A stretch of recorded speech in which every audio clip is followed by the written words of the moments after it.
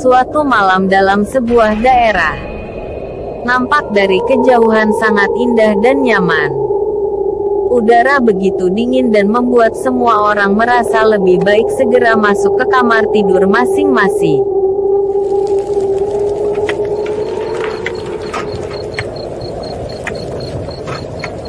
Namun tidak dengan salah satu areal khusus ini.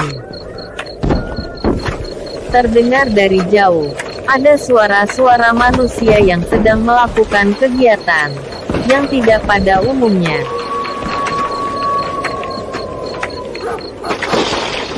Ternyata ada beberapa manusia yang sedang menggali tanah, dan penggalian tanah itu untuk pemakaman seseorang yang sudah dipesan oleh keluarganya untuk dikebumikan esok siang.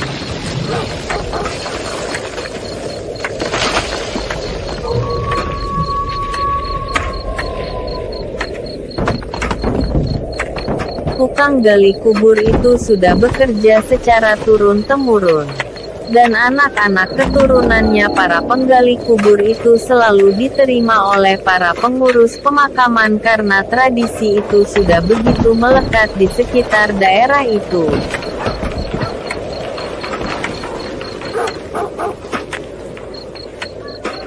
Jika pekerjaannya sudah selesai, ada di antara mereka yang langsung pulang ke rumahnya masing-masing.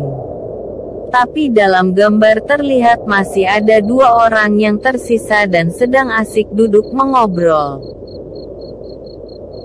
Ternyata kedua laki-laki itu sedang membicarakan masalahnya masing-masing.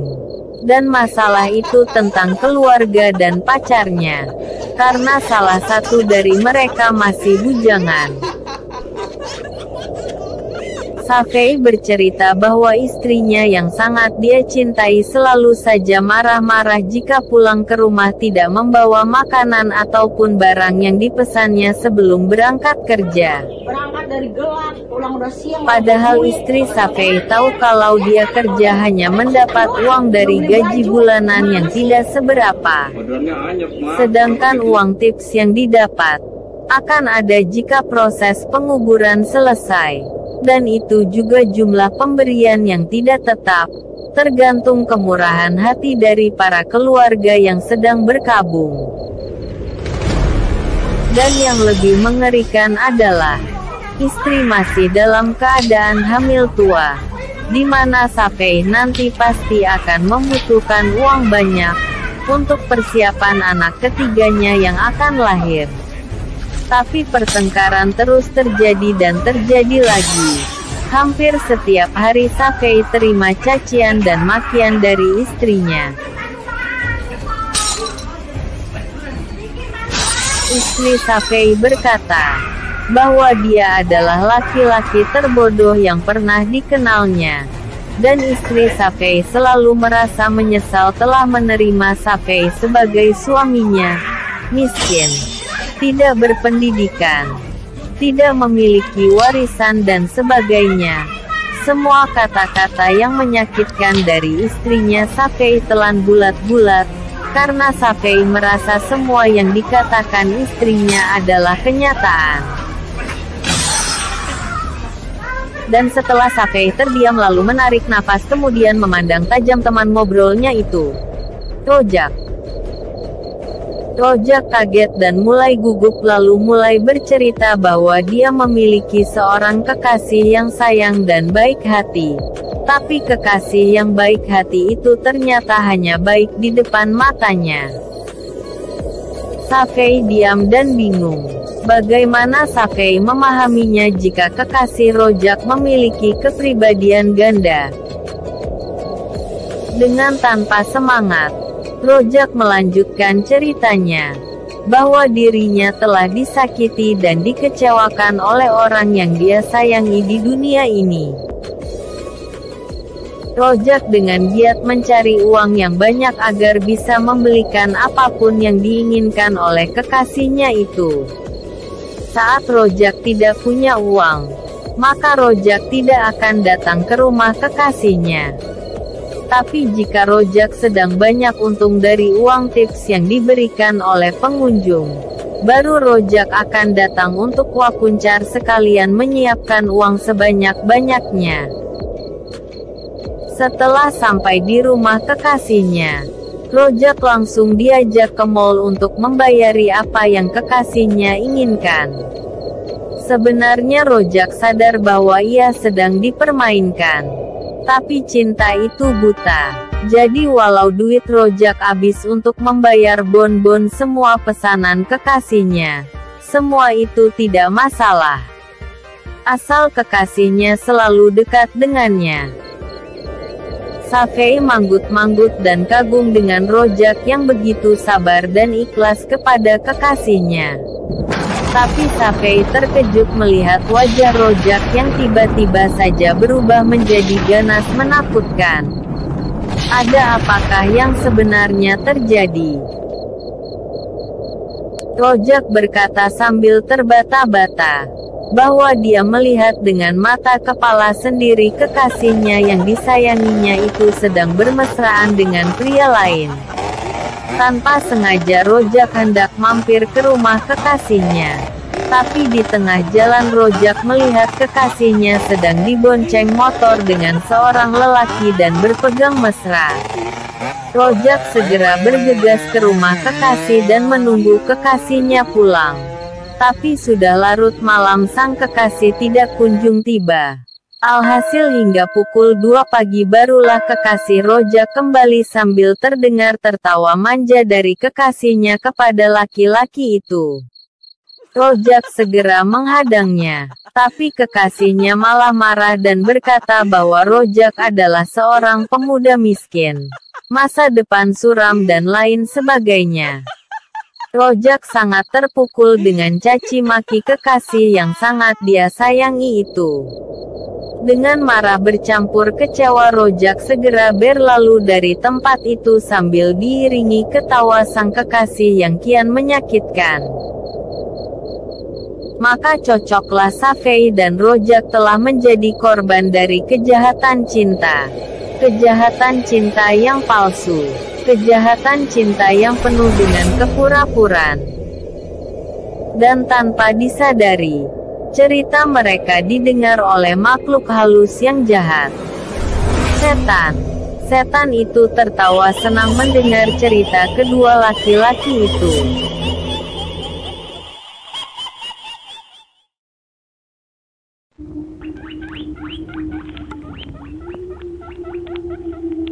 Aku bangun kesiangan, dan badanku serasa sakit di seluruh tubuh. Padahal pekerjaan menggali kubur sudah sejak kecil kujalani dan tidak selelah ini. Kulihat Bang Safei sudah tidak ada. Berarti dia pulang duluan. Kasihan dia, pasti pagi ini dia sedang dimaki-maki istrinya. Karena tidak membawa uang serupiah pun. Rojak terheran karena di pangkuannya ada sebuah handphone terbaru dan dia coba hidupkan. Dan ternyata di kaca handphone itu sudah ada fotonya yang sedang tersenyum. Rojak mulai bingung dan dia merasa aneh ada beberapa burung yang selalu mengerubunginya. Rojak bangun dan segera menuju pulang.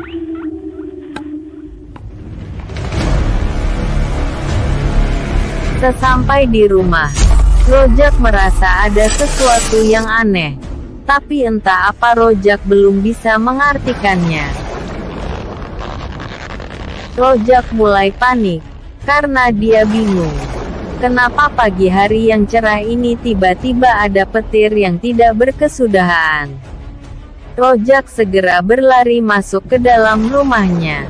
Dia langsung menuju ke kamar mandi untuk bersih-bersih sebelum makan. Rojak masuk ke kamar mandi dan ternyata handuknya masih di kamar depan. Rojak bergegas ke depan untuk ambil handuknya itu. Setelah mengambil handuk, Rojak segera ke kamar mandi secepatnya. Karena sebentar lagi akan turun hujan. Tapi sampai di kamar mandi, Rojak sangat terkejut bukan kepalang, karena dia melihat ada sekeranjang uang. Rojak panik dan berlari keluar untuk mencari orang agar bisa ikut menyaksikannya. Tetapi sampai di depan, Rojak tidak menemukan satu orang pun. Mungkin karena petir kian gencar, dan hujan deras pasti akan turun. Maka Rojak bergegas masuk kembali dan menuju ke kamar mandi. Tapi lagi-lagi dia terperangah, karena di sebelah keranjang uang, nampak ada lagi uang yang jumlahnya jauh lebih banyak. Rojak gemeteran karena ketakutan, dan dia memutuskan untuk meninggalkan kamar mandinya lalu berlari ke depan sambil mencari dan menunggu orang yang lewat. Sekian lama sudah menanti, tak satu pun makhluk hidup yang lewat di depan rumahnya. Rojak bingung, kalau dia pergi dan tinggalkan kamar mandi, maka dia takut uangnya dicuri orang lain. Tapi kalau dia diam menunggu, sampai kapan baru dia bisa jumpa dengan orang? Rojak dilema, Rojak gelisah, dan akhirnya dia memutuskan untuk menyimpan dulu uangnya. Baru dia akan ke rumah Bang Safei untuk menceritakan kejadian aneh ini. Lalu Rojak masuk ke kamar mandi lagi untuk menyimpan uang itu. Tapi hampir saja Rojak pingsan, karena baru seumur hidup ini Rojak melihat ada setumpuk uang yang begitu banyaknya. Dan Rojak yakin jumlah uang ini tidak bisa dihitung, sebab uang yang ada sangat terlihat jelas semakin banyak saja. Akhirnya Rojak berteriak minta tolong, dan untungnya ada warga yang mendengarnya dan segera mendekati rumah Rojak. Rojak segera menarik para tetangganya ke kamar mandi, dan semua orang ternganga dan terkesima melihat uang yang begitu banyaknya.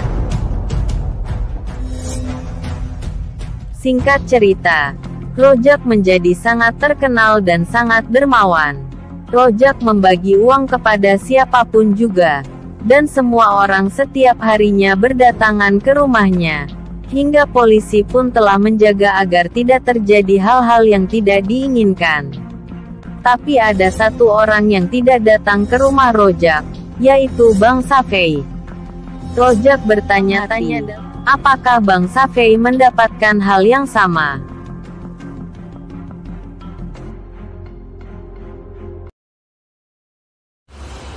Mungkin Rojak kalau melihat keadaan Safei saat ini, akan dibuat tercengang tak percaya. Karena Safei sedang sibuk menghitung uangnya yang dimasukkan ke dalam sebuah truk, untuk dibawa ke bank terdekat. Uang yang dibawa Safei sangat tidak mungkin dapat dihitung karena terlalu banyaknya. Hingga seluruh gerobak dalam truk penuh dengan uang lembaran 100 ribuan. Dari tadi pagi sampai malam hari, Safei tidak juga bisa menyusun uangnya dengan benar. Setelah Safei merasa lelah, barulah ia segera masuk ke dalam truk dan berangkat menuju bank.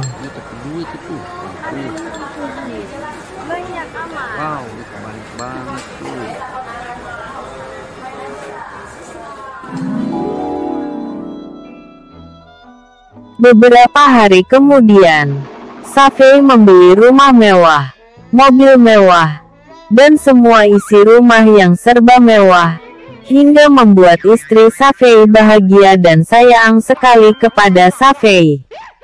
Tentu semua orang yang melihatnya akan hormat dan kagum kepada kekayaan Safei. 7 hari 7 malam Safei mengundang para tetangganya dan semua diberi makan enak, hadiah-hadiah baju, sepatu dan kebutuhan lainnya.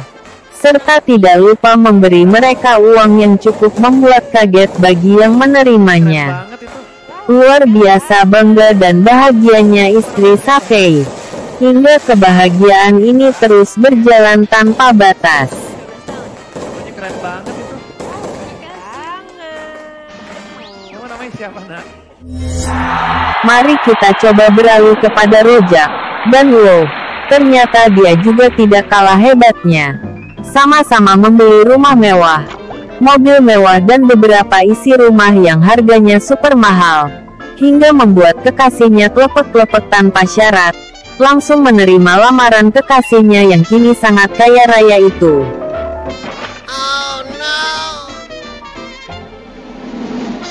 Semua orang sangat kagum melihat cara-cara Rojak menggunakan uangnya, yang entah dari mana.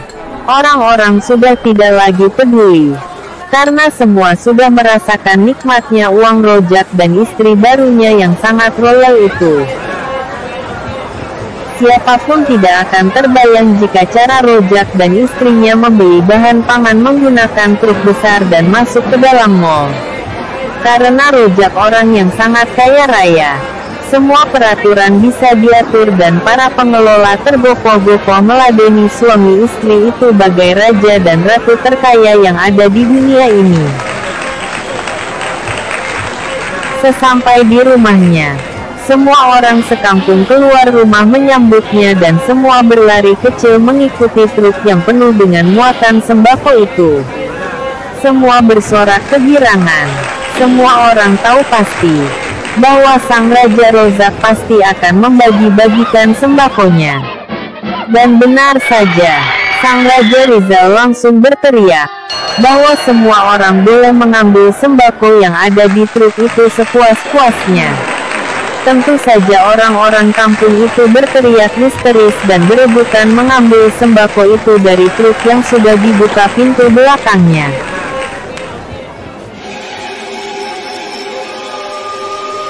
Tanpa disadari, semua kelakuan Rojak dan Safei diperhatikan oleh Nyi Ratu Kunti, dan Nyi Ratu Kunti sangat marah melihat kebaikan-kebaikan itu. Nyi Ratu Kunti segera berpesan kepada para anak buahnya bahwa mereka harus diberi pelajaran, karena mereka tidak pernah melakukan atau mengerjakan syarat-syarat yang sudah disepakati bersama. Bahwa jika mereka dalam 3 bulan tidak mempersembahkan bayi sebagai tumbalnya, maka anak-anak mereka akan diambil sebagai gantinya. Dan jika 3 bulan ke depan lagi tidak juga mempersembahkan tumbal keduanya, maka istri-istri mereka akan dibawa rohnya sebagai abdi mereka selamanya.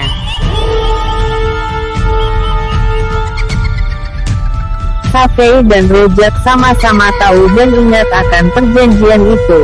Tapi karena sekarang kedua orang itu sudah seperti raja, maka rasa takut sudah tidak ada lagi. Bahkan yang buat Nyi Ratu Kunti semakin geram ketika melihat istri Rojak membagi-bagi uang bagaikan membuang sampah yang tidak berarti dan sangat dikerudungi orang banyak bersorak memuji-muji nama Rojak. Membuat kemarahan Nyi Ratu Kunti semakin memuncak, dan akhirnya dia berteriak memanggil seluruh anak buahnya, dan memerintahkan untuk menghancurkan semua harta benda milik Safei dan Rozak itu termasuk anak dan istrinya, tanpa tersisa, pesannya sambil menggeram.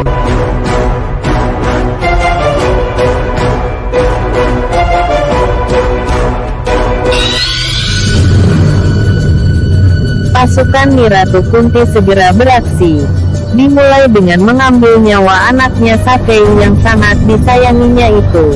Membuat istri Safei berteriak histeris dan memaki para dokternya yang sudah didatangkan langsung dari rumah sakit di luar negeri. Nyi Ratu Kunti belum puas dan disuruh memusnahkan semua harta benda milik Safei dan Rozak.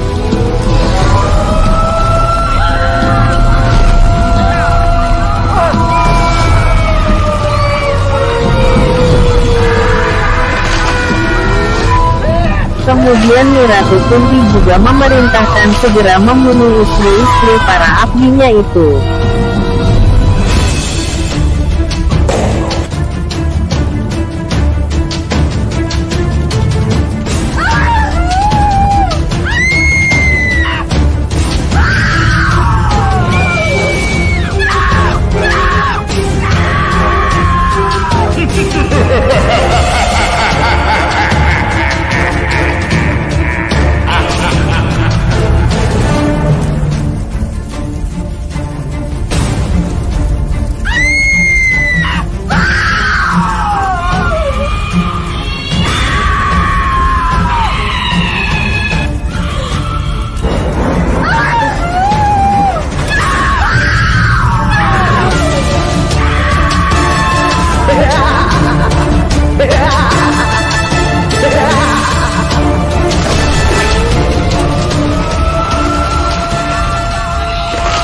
Semua ludes, habis terbakar dengan mudah dan cepat.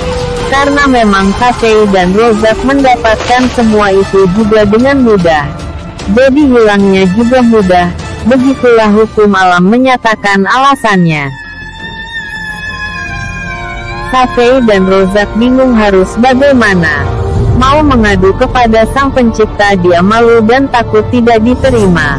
Mereka hanya tinggal menyesali dan mereka baru sadar bahwa semua yang didapat dari yang tidak wajar pasti akan musnah secara tidak wajar juga. Waduh, gimana kita nih? Sekarang kita udah bukan jadi orang, jadi berubah bentuk lagi. Ya, gimana lagi, Rojak? Udah bingung juga nih. Kalau kayak begini mah gue nyesel deh jadi orang kayak mendadak. Kelihatannya aja enak, padahal aduh repot banget deh sanksinya, udah mana dosa lagi. Siapapun dalam cerita ini bisa saja benar terjadi atau hanya sebuah cerita saja. Tapi kami, para penggali kubur yang sebenarnya, sangat tidak paham dengan cerita itu. Cerita yang belum tentu kebenarannya dan buat kami haram untuk mempercayainya. Karena kami hanya percaya kepada Sang Maha Pencipta, Maha Pemberi, Maha Pengasih. Tugas kami yang utama adalah menjaga agar pemakaman selalu bersih, sehat dan nyaman serta aman. Semoga dari cerita tadi kita dapat mengambil hikmahnya. Salam sehat dan salam untuk keluarga.